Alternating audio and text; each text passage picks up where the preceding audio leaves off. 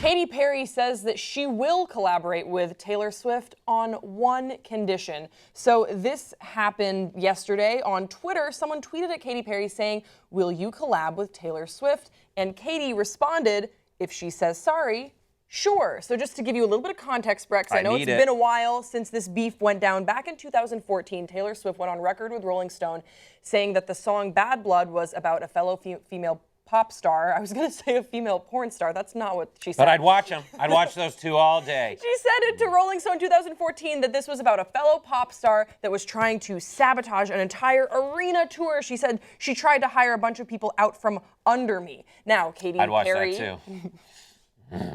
Katy Perry responded to this on Twitter saying, "Watch out for the Regina George in sheep's clothing." And then most recently, this whole sort of feud, because it was still a little bit misty, people couldn't figure out exactly what was going on. It was confirmed by Taylor Swift's ex-boyfriend Calvin Harris when he went to Twitter and said, "I know you're off tour and you need someone new to try and bury like Katy Perry, etc. But I'm not that guy. Sorry, I won't allow it." And then Katy responded by retweeting an old tweet of hers saying, "Time, the ultimate truth teller." So now it seems that this has all totally come to the surface.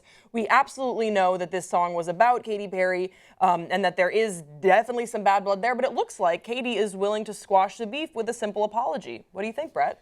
Does it count if Katy goes, "I'm sorry," or if Taylor says, "I'm sorry, you're such a bitch"? She just said, "I just need to hear the word sorry." That's true. Sorry, if you she says whore. sorry.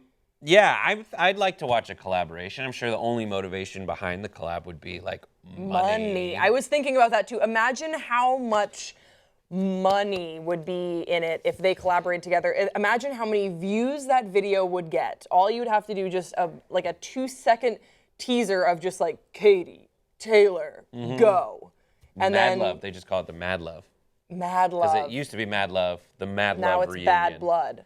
The Mad Love tour. God, we're writing it. Come bring us on, guys. Come on. Do it.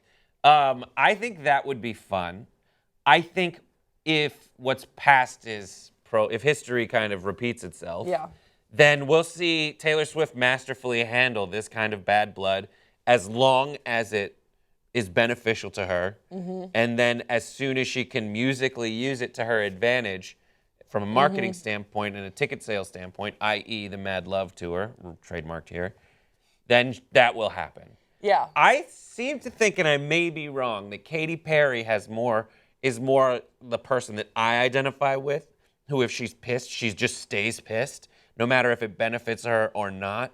Like, she has more of that, like, I say what's on my mind. Yeah. She's been more politically active. She's been more vocal about her a little bit more feelings. Transparent. Yes. You know what I mean? I feel like we know Katy Perry a little bit more than we know Taylor Swift, even though, you know, Taylor Swift is so personal in her songs, it does seem a little bit contrived and calculated sometimes. And what I like about this whole situation is that when asked about this, Katy's been really forthcoming. And she said in an interview with Billboard in 2015, "If somebody is trying to defame my character, you're going to hear about it." Kind of going off of what you just said. She was mad and she was hurt by this whole situation and wanted to let people know in still what I would qualify as a pretty classy way. No one was, you know, really throwing... I don't know. Do you think anyone was throwing anyone under the bus here? Because it seems like it was still on Twitter. It was still a little bit vague. No one was outright being like, you know, like how Kim Kardashian on Snapchat 100% threw Taylor under the bus. And not saying that Taylor did not deserve that, but that was really overt. And it seems like with Katy and Taylor, they've kept their beef a little bit more private. Katy's been pretty good at kind of, when there's an opportunity to come out and do something, just like do the double backflip and land it and then just walk off stage with this. Like, when, I think it wasn't Katy Perry who tweeted about, you know, when Nicki Minaj or someone was saying something negative about Taylor Swift, and Taylor was like, "Why are you bringing all of our dirty laundry out in front of everyone?" Katy was like, "It's not like you to tear other women down." That thing. Katy was like, "Your whole song Bad Blood's about tearing me down on a public forum. Like, why do you have the double standard?" And then she just like leaves. Yeah, and then she was like, "And goodbye." Yeah, the fact that Katy is responding to people's tweets, the fact that I've seen her boyfriend's wiener, and I haven't seen Calvin Harris's wiener, though I'm sure it's glorious. Well, actually, now it would have been Who has Tom a- Hiddleston, but now that's done too. I've heard so many conspiracy theories about that come back to the narrative of Katy, of Taylor Swift is the kind of person who her real feelings don't actually enter into it. It's this crazy manufactured storyline for marketing purposes. There was the theory that, Calvin and Taylor were on thin ice already. And when it came to a head was the day that Taylor happened to be hanging out with Tom Hiddleston. And that's when Calvin got really mad. I read this in peoplemagazine.com. And that's when Taylor's people were like, all right, Tom, do you want to be in for this? Do you want to be whoever it was that Taylor was cheating with just so she can move on from Calvin now? Really? And that it was a manufactured romance to last as long as it needed to last, so it didn't seem like Taylor was a cheater. It seemed like as soon as it was over, because Calvin was jealous, she started a long-term-ish relationship that, there was an Us Weekly or a People magazine cover that was like, is it gonna be an engagement soon? Oh, She's my already met his God. parents. I hadn't heard that conspiracy theory. Oh, before. you need to have less of a life, That is pretty just deep. like But me.